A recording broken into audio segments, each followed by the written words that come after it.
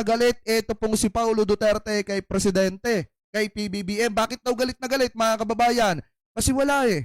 Mawawala yung negosyo ng mga Duterte at yung ginagawa po nilang palabigasan. Ano po ba yung tinutukoy nating negosyo? Eh di yung pagiging politiko.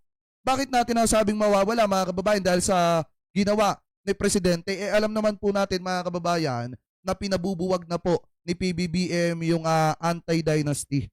Ano po yung talagang anti-dynasty bill na kung saan mga kababayan, eh ngayon baka posibleng mangyari na sa panahon ni PBBM. Kasi sa panahon po ni Digong wala pong nangyari dyan. Marami ang tumutol dahil alam naman po natin na sa lokal, eh marami po talaga ang may ayaw sa anti-political dynasty mga kababayan o anti-dynasty bill. Dahil nga, pagka naisakatuparan po itong batas na ito, yung mga pamipamilya na halos ilang dekada na nakaupo sa isang lugar o isang lungsod o isang lalawigan, eh mapapalitan na.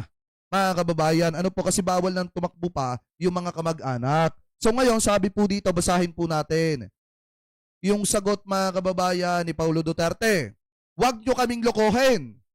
May patutsyada si Davao City 1st District Representative Paulo Duterte sa Administrasyong Marcos kasunod ng inilabas nitong priority bills." Kasi inano yan mga kababayan, pinanguuna po kasi ni PBBM yung anti-dynasty bill. Actually, 4 yan.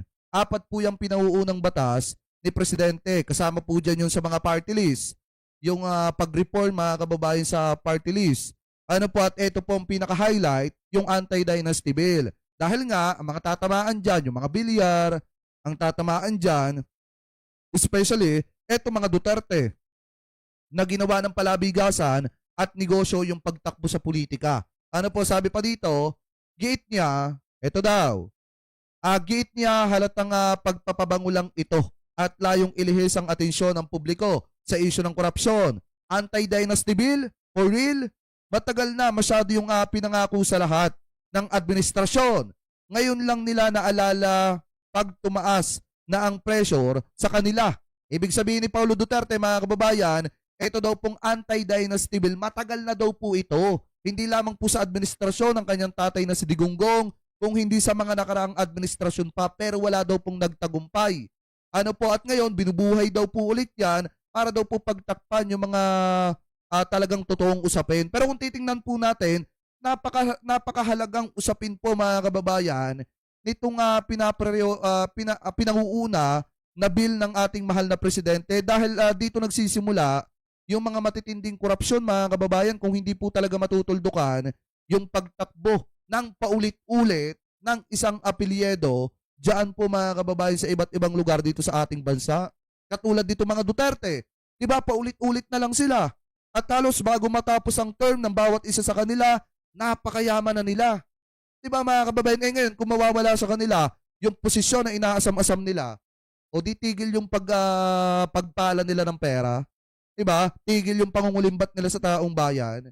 Ito pa sabi, basahin pa natin kung talagang seryoso ang Malacanang sa pag-reform, unahin nila ang pagsagot sa mga isyo na kailangan at agarang solusyon ng sambayanan. O bakit ba mukhang mas apektado itong si Paulo Duterte mga kababayan? Ito sa tingin nyo, bakit apektado si Paulo Duterte mga kababayan dito po sa pinauunang panukalang batas o panukalang bill mga kababayan dyan ni Presidente dyan po sa Kamara de Representantes? Kasi yung sinasabi ni Paulo Duterte mga kababayan na wala daw pong mangyayari dito, mapapatulad lamang daw po ito sa mga nakaraang administrasyon na binuksan lang pero hindi na ipagpatuloy. Isang malaking kalokohan po yan.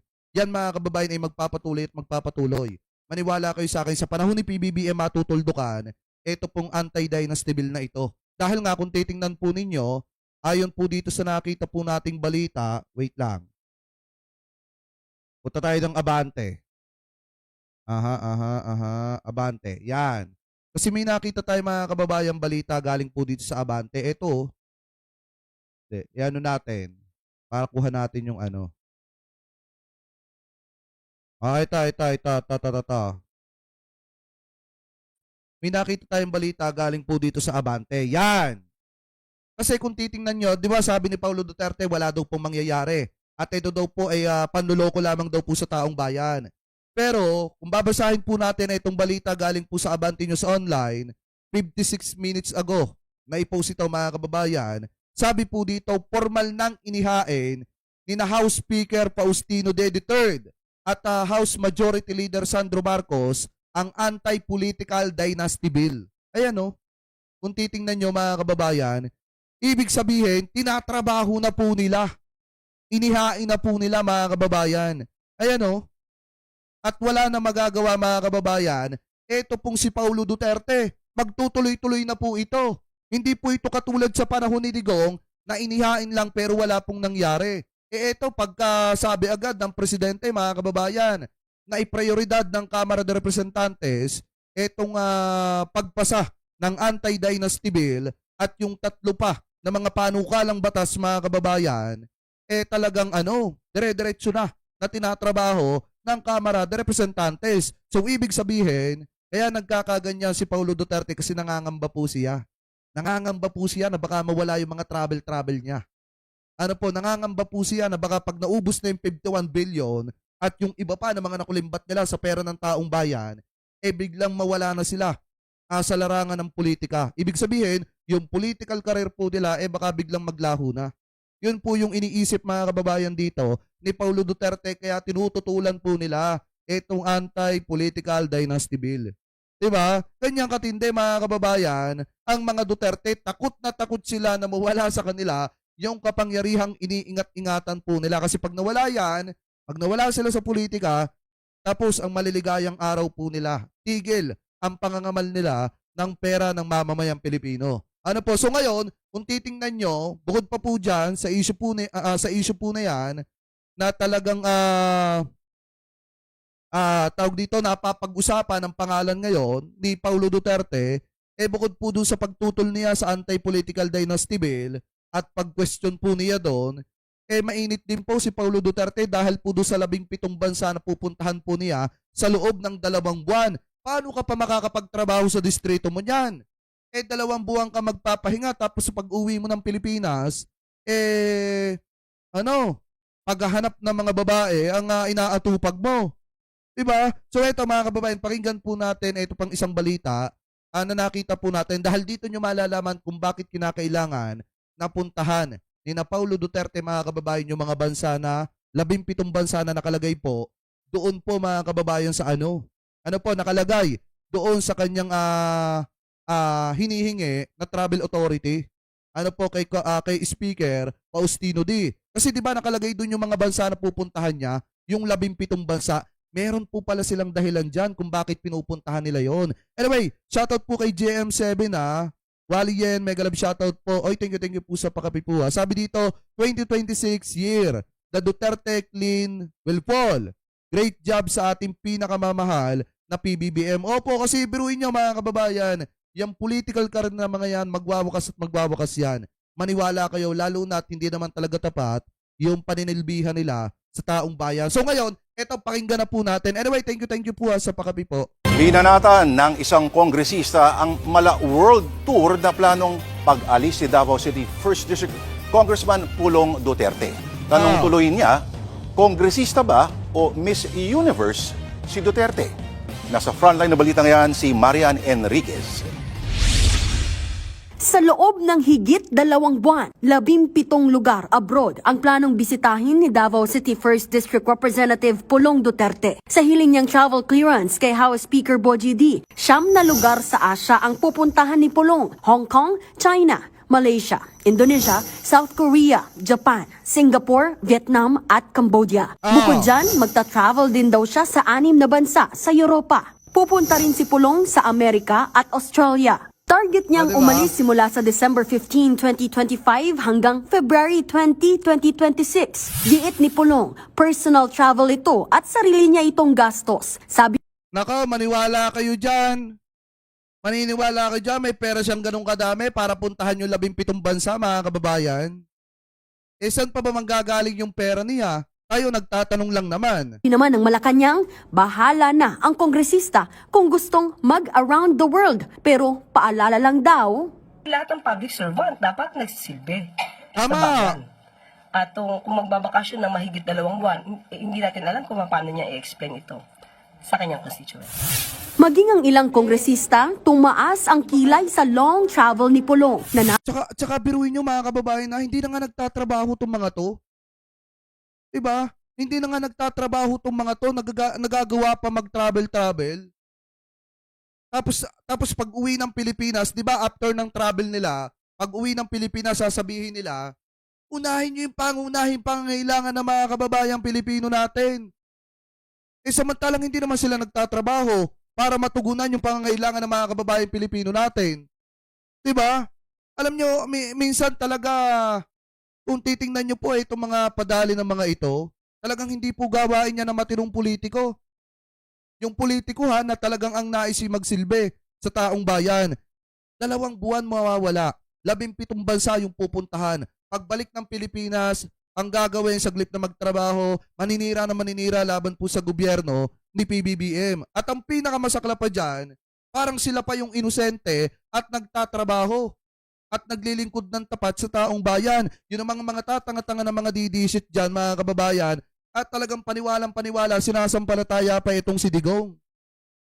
Diba? Etong si Digong, etong si Pulong Duterte, at etong mga Duterte na para bang nagtatrabaho ng maayos at tapat sa taong bayan. Saan kayo nakakita ng ganyan?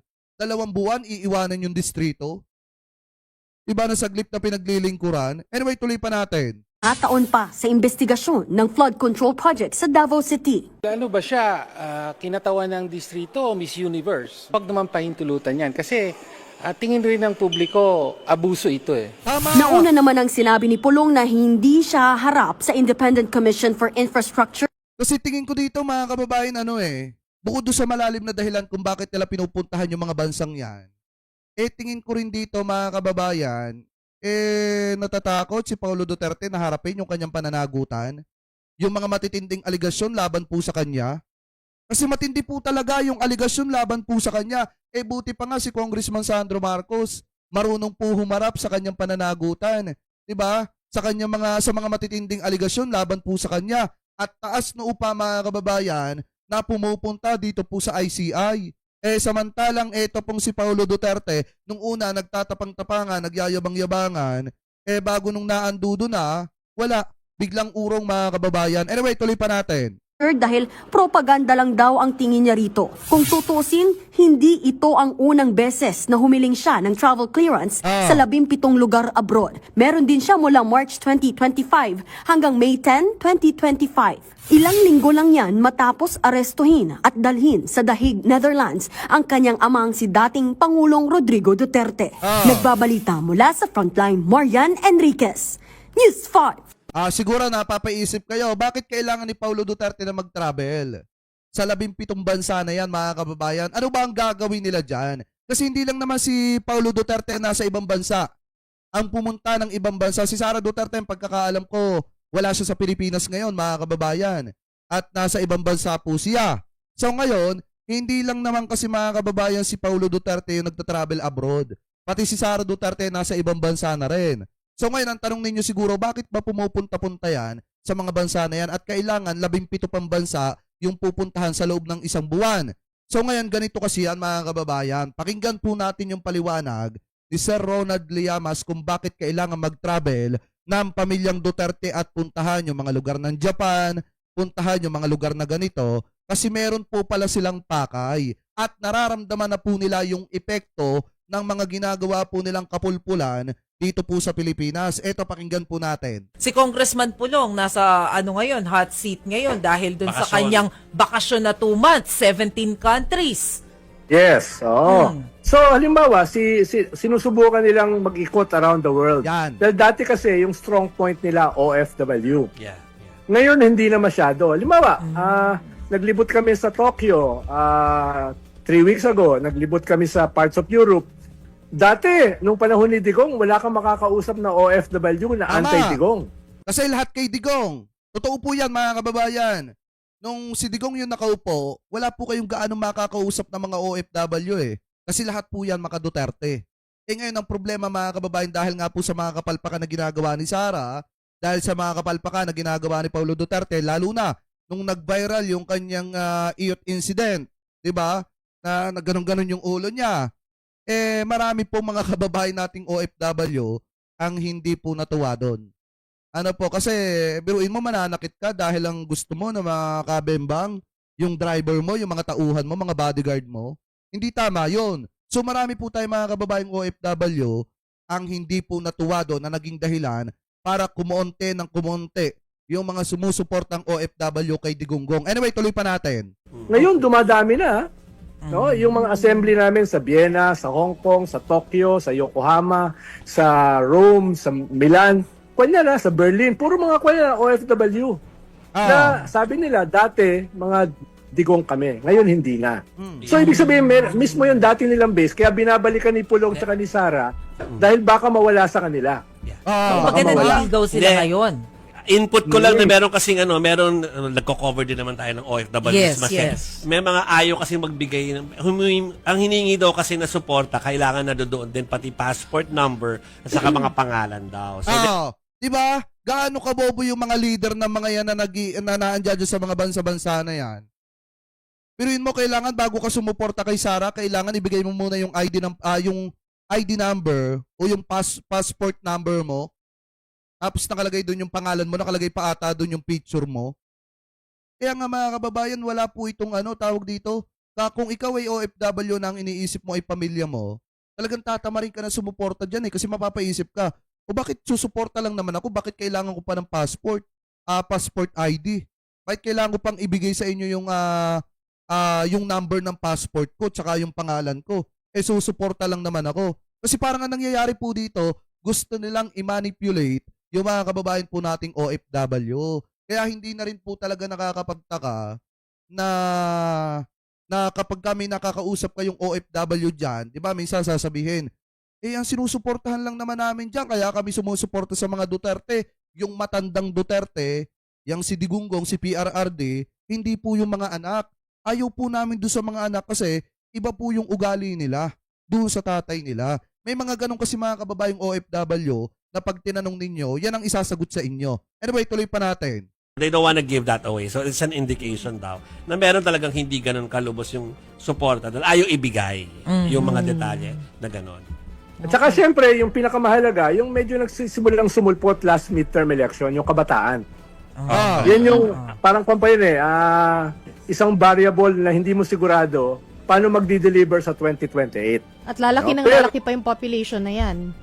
Correct. No? At siyempre, kaya nga wala na ngayong mga politiko na dumadalo sa UAAP Games Dahil sumisigaw yung mga nanonood doon Nang ikulong na yan Wala nang dumadalo ngayon sa mga concert sa Araneta ng mga politiko. Kahit nga sa mga restaurant, saka sa mga mall, wala na ako nakikitang politiko Dahil ibig sabihin, may tama din sa kanila itong kampanyang ito. Kung ito ay masusustain going into 2028, tingin ko magkakaroon ng bagong turning point yung 2028 elections. Si Kong So yan mga kababayan, kung titingnan nyo, ang purpose po pala talaga nila, kaya sila nagta-travel around the world, bukod pa yung mga kumakalat na balita na nagtatago na sila ng mga wealth nila sa iba't ibang bansa mga kababayan, nililigawan ulit nila. Nililigawan ulit nila mga kababayan yung mga supporter na nang babasted na sa kanila ngayon. Kasi biruin nyo marami po talaga mga OFW yung hindi na po natutuwa sa mga Duterte. Kaya nga kung mapapansin ninyo, iba nung mga nakaraan may mga nagrarally-rally pa dyan, lalo na dyan sa parting Qatar. Tama ba? Qatar ba mga kababayan yung may nahuling mga OFW na hindi tinulungan ni Sara Duterte na ang tumulong pa ay ang ating mahal na presidente. Ewan ko kung sa Qatar yun uuman. O Jeddah mga kababayan. Pakitama na lamang po ako kung ako po ay mali. So ngayon, ang tumulong po si PBBM, administrasyon ni PBBM. Tapos, syempre, nakalaya na. After tulungan po ng ating mahal na presidente, mga kababayan, bigla namang bumisita dun sa bansa na yon si Sara Duterte na para bang walang nangyari. So yan yung mga dahilan kung bakit marami mga OFW ang unti-unti nang nagbibitaw ng suporta dito po kay Sara Duterte kasi hindi na po sila natutuwa. Ay, Ate Chris Rose sa RMB, mega love shoutout sa iyo Anyway, mga kababayan, bukod pa po dyan, eto pa yung isa. Yan. Etong interview ni Attorney Jess Palsis, mga kababayan, patungkol po sa mga travel around the world nitong si Paulo Duterte. Pakinggan po natin, mga kababayan.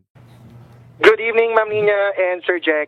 Oo. Okay, ano po ang inyong reaksyon dito sa hiling na clearance ni Congressman Paulo Duterte para makapag-travel sa 17 bansa sa loob ng 2 buwan? Well, unang-una, bibigyan ko kayo ng trivia, no? Baka ako lang ang nagsasabi pa lang nito. Pero kung titingnan nyo nung March 20 to May 10, nag-request na siya ng travel authority noon, tsaka nakapag-travel na siya. This year lang din, to the exact same 17 countries, kung hindi ako nagkakamali. The Netherlands, including Southeast Asian countries and European countries. When I looked at the countries na binisita niya nung March 20 to, or yung requestan din niya ng travel authority and which he got clearance for nung March 20 to May 10, 17 countries din yon, and ngayon 17 countries ulit, exactly the same. So yun yung una, nakaka-curious na it's exactly the same set of countries. Pangalawa, since nakatravel na nga siya dati, no, nasabi ko na, nakatravel na siya for around 2 months din noon, ngayon mag-request siya ulit ng 2 months. So parang 4 months sa isang taon, siya nagbakasyon or nag-travel, tapos binabayaran pa din ng taong bayan from taxpayers' money, yung kanyang sweldo. Yan, tama. Ito yung masakit dito mga kababayan na para alam nyo lang. Ito po yung masakit dito. Kung si Bato de la Rosa hindi pumapasok pero sumisweldo, si Paulo Duterte naman pinapasahod nyo pero nagtatravel lang yung ginagawa. Biruin nyo sa loob ng 1 taon, halos 6 na buwan na lang siya magtatrabaho as a congressman ng kanyang distrito. Paano kaya nasisikmura ng mga kababayan natin sa Davao to? Sa Davao City to? Alam nyo nakakainit ng bait to, bakit? Biruin nyo, nagtatravel abroad, buwan-buwan, di ba? Una, 2 buwan. Ngayon, 2 buwan ulit. At yung 2 buwan na yan, bayad yung sahod ni Paulo Duterte dyan. Pinapasahod yung mga kababayan. Every month. So this is a bit similar to Senator Bato, but a bit different yung kay Senator Bato kasi clearly si Senator Bato is not working or non-functioning kasi nagtatago. Ito naman, nagbabakasyon pero bayad 4 months. Ngayon, alam naman natin, diba? pasensyahan sa mga senador at congressman, alam naman natin ang kalakaran dyan, sanay talaga sila sa mahabang recess or mahabang breaks. Pero baka pwede namang, huwag namang sobra-sobra yung pagbabakasyon at kung kailangan talaga niyang bisitahin si Tatay Digong, pwede naman siguro 2 weeks or 1 month the Christmas break. Lahat naman tayo nagki-Christmas break. Ang Congress naman wala namang trabaho that time. Pero by Jan 20 or Jan 25, alam ko is resumption of session na. And yet, based on his application for travel authority, nasa abroad pa din siya by that time. So, sana naman i-limit na lang niya yung days or months na aalis siya. And sa Netherlands na lang talaga kay Tatay Digong. Yung iba, I don't know why, is visiting the exact same countries again. Yun na nga, ano po kaya ang nakikita nyo? May mga reaksyon dito, international. Hindi talaga makatarungan yan. Kung ikaw ay simpleng mamamayang Pilipino na gumigising ng maaga, pag ikaw nga na-late sa trabaho mo, minsan may kaltas pa yung sahod mo. Tapos ang masakla pa dyan, mga kababayan, kapag ka nakumpleto mo naman yung araw mo, dahil masipag kang pumasok sa trabaho mo, gumigising ka na maaga para makapasok sa trabaho mo, pagdating ng kinsenas katapusan, kakaltasan ng tax yan. Ngayon, yung tax na ibinabayad ninyo, yung tax na kinakaltas sa inyo, ipinapasahod nyo dito sa mga walang kwentang congressman na ito. Hindi ko po nilalahat Hindi ko po nilalahat mga kababayan. Pero yung ganito kasing klaseng galawan, 2 months ka magbabakasyon pero sasahudan ka, mas masahol ka pa sa kurap na politiko. Diba? Kakainin mo yung sahod mo, diba? Gagastusin mo yung sahod mo, masaya ka, pero hindi ka naman nagtrabaho. Anyway, tuloy natin. Field trip daw with pay. Iba at baka raw nagde-deposit na, may mga ganun pa sa iba't ibang offshore accounts. Ito po yung mga reaksyon na lalo na hindi niya pinapaliwanag eh. Oo. Well, iba naman yung mga netizens natin, no? Pero yung sa akin sa Tweety Bird ko, ang pansin ni Tweety Bird dyan, itong mga countries na to na nabisita na niya, as I said, no, and bibisitahin niya ulit, is really an OFW tour. Meron silang intentional on the part of the Vice President, Sara Duterte, and Congressman Paulo Duterte to beef up or shore up support from their OFW base. So actually, kasi ang ginagawa nila, inihahanda na nila kay Sara Duterte in 2028. Yan yung nakikita ko dyan mga kababayan in my personal opinion. At ayon din naman yan sa ating mga source na mga nakakarating sa atin mga kababayan na di umano talagang binibuild up na nila yung laban nila sa 2028. Kasi kailangan nila eh. Ngayon kung bibitaw pa yung mga OFW sa kanila, wala, matatalo si Sara sa 2028. Ang tingin ko dito, mukhang malakas yung mga susunod na makakalaban ni Sara Duterte mga kababayan at malabo ng manalo sa pagka-presidente itong si Sara. Kaya ngayon, doble kayod sila sa pagkuha ng suporta sa mga kababayan po nating OFW. Anyway, tuloy pa natin. Yung Malacanang or yung administrasyon, of course malayo pa ang 2028 at hindi naman pwede tumakbo si PBBM, pero dapat meron ding OFW tour ang gobyerno kasi na-victimize itong ating mga kababayan sa fake news and misinformation, Tama. lalo na ni Vice President Sara. Many times, madami siyang sinasabi abroad that has been debunked after pag nabalita na dito na nasabi niya to abroad, pagbalik dito sa Pilipinas na de-debunk. So, kailangan meron din tayong reach out sa ating mga kababayan kasi itong mga Duterte, actively sila nag-reach out sa mga OFWs. Kasi Ayun, Qatar pala. Oo, yung may nakulong is Qatar. Alam niyo mga kababayan na ito, balik tayo dito sa topic. Kung titingnan ninyo, eto, kwento ko lang ng konti ha. Di ba, nagpunta kami ng China. Ngayon, may mga nakasabay kami doon. Yung sina tita, oy, shoutout po ha, doon sa mga nakasabay namin ng mga DDS. May nakasabay kayong mga DDS sa travel, mga kababayan. And then, nung tinatanong sila kung bakit sila sumuporta kay Digong, ganito, ganyan, etc. Pagka tinatanong sila, kinakausap sila ni Boss Mike, wala silang gaanong masabi. And then, nung ipinaliwanag ni Boss Mike, mga kababayan, yung totoo, mukhang nag-iba. Mukhang nag-iba yung pananaw ng pagsuporta po nila dun sa mga DD set. Kasi nga, alam nyo, kung tutusin, kung wala po talagang magpapaliwanag ng totoo dun sa mga kababayan po nating OFW, mabibiktima talaga ng fake news, mga kababayan, nito pong mga DD set. Lalo na talagang si Sara, personal na pumupunta ng ibang bansa para lamang po magkwento ng kung ano-ano nakasiraan ng ating gobyerno, mga kababayan. Anyway, tuloy pa natin. kung mapapansin mo nga din partner and attorney, di ba si VP Sara nagpunta doon sa Hong Kong. Yung mga marami talaga yung OFW para talagang nag-iikot po sila no? Tama?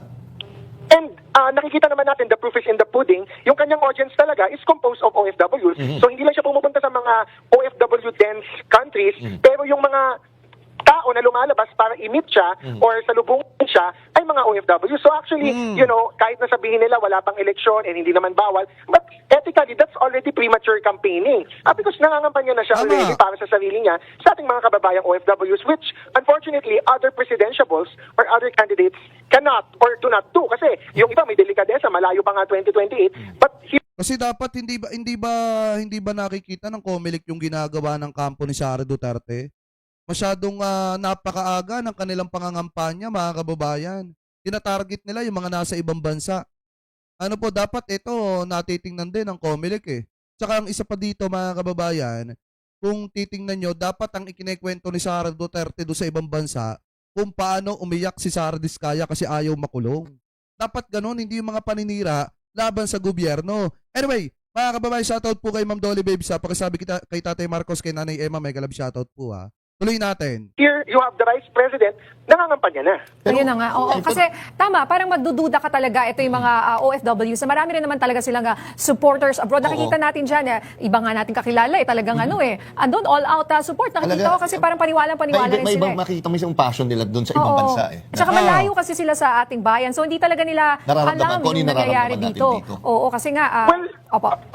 We respect their passion, no? Yung mga kababayan natin, kahit pro-Duterte sila, yun naman ang paniniwala nila. But I also have to state, madami ding mga pro-Marcos and mga anti-Duterte or mga pro-Lenny na nasa abroad. Makikita naman yun sa breakdown ng votes. But admittedly, madami talaga ang mga supporters ng pamilya Duterte sa OFW. Pero yun nga gaano ba ka-vote rich ang sector ng OFW pagdating sa eleksyon? At talagang sinusuyo nila? Or, kumbaga, hindi man sila ganun kalaki, pero nakakatulong sila sa pag-amplify ng narrative. Tama po ba? Ayun. Nakuha mo, Sir Che, kasi literally, ang numbers naman ng OFWs nasa hundreds of thousands. Yes, that's sizable, pero kung iisipin mo, hindi talaga siya mag-make ng impact, if ever, compared to the millions na nandito sa Pilipinas. But, ang OFWs kasi natin, usually silang breadwinners. And as breadwinners ng kanilang mga pamilya, amplifier sila sa kanilang mga group chat, ng kanilang mga family, or sa mga reunion or gathering ng family. So kung silang pinakamatanda or sila pinaka-breadwinner, then they have a sizable influence sa kanilang pamilya. So yung mga anak nila, let's say na mga voter, pwede nang bumoto, mga 18 to 25, usually susunod yan sa tatay or sa nanay. So amplifier talaga sila. Oo. And, pwede ba siya At yan, mga kababayan, yung tinatarget ng kampo ni Sara Duterte. Kasi tingnan nyo alam naman natin, mga kababayan, sa totoo lang, doon lang tayo sa practical. Yung totoo lang sa isang angkan kasi, sa isang pamilya ko, sino yung, let's say, may kaya, may pera, OFW, yung mga kamag-anak mo na nasa ibaba mo, kung matindi yung pagrespeto sa iyo, kung ano yung sabihin mo, kung ano yung ipakiusap nyo sa mga kamag-anak ninyo, sumusunod sila. Yan po yung realidad, mga kababayan, ng buhay. Alam kong alam nyo yan. Kung ano yung ipakiusap ninyo, kung ano yung sabihin ninyo, yun po yung pinapakinggan nila, mga kababayan. At yan yung tinatarget ni Sara Duterte dahil alam naman po natin sa Pinas, kapag ka nasa ibang bansa yung kamag-anak mo at yun ang nagsusustento na mga kamag-anak nila dito sa Pinas, kung ano po yung ipakiusap ng kamag-anak ninyo na nasa ibang bansa, actually yun po yung sinusunod ng mga kamag-anak nila dito sa Pinas. Kaya nga yan po yung pinupunteriya ng kampo ni Sara Duterte dahil alam nila na kapag ka may isa silang naligawan o OFW at yan ay may malaking pamilya dito sa Pilipinas, pwede silang makakuha ng maraming boto. Anyway, dun sa isang OFW na yon. Ngayon, ituloy natin. Siyang payagan, ang ganon. I mean, di ba dapat wag na lang siyang payagan or payagan siya pero hindi ganun kadami or ganun katagal? Yes, so nasa ano naman yan hindi yan mandatory on the part of Speaker Bogie D or the HOR to grant whatever a congressman request. So meron tayong konteksto ngayon ng flood control scandal, may konteksto tayo ngayon, nagalit tayo sa mga Nipo babies, ayaw natin sa mga congressman na no work but with pay, no?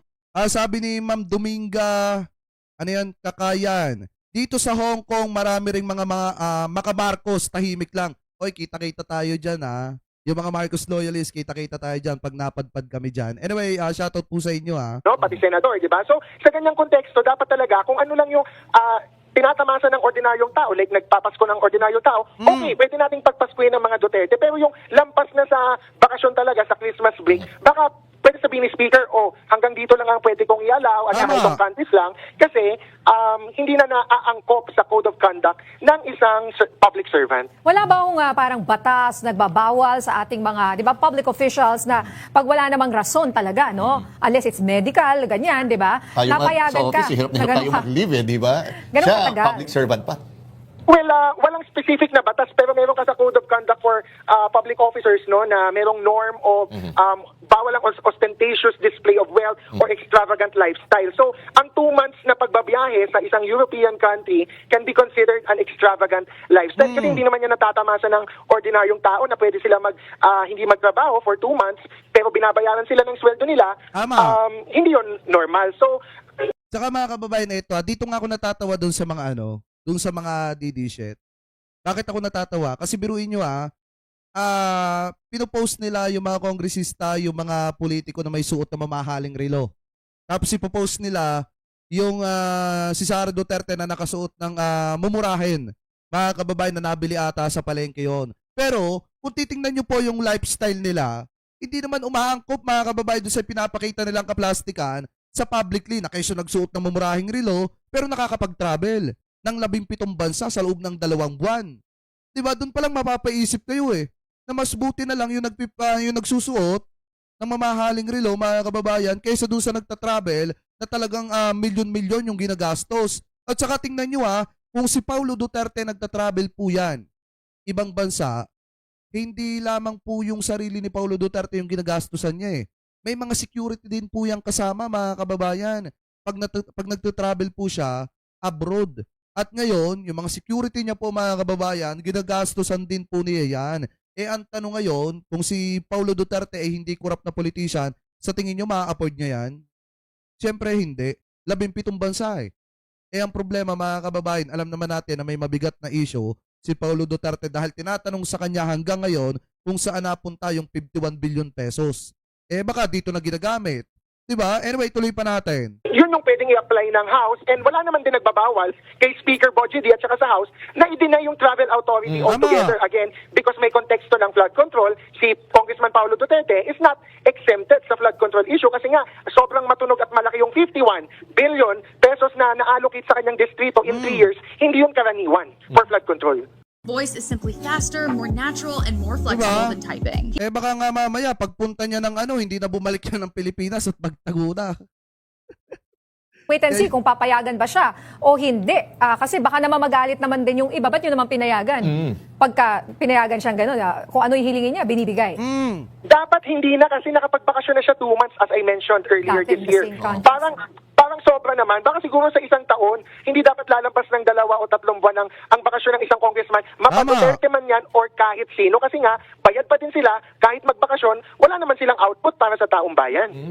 Attorney Jess, kanina, sorry, partner, sabi ko, follow ko sa social media to si Sir Jess. Natanong ko lang yung, may tinweet ka kanina about sa magiging members ng BICAM. Talaga ba? Totoo ba? Nakasama doon yung absent ngayon, si Senator Bato de la Rosa?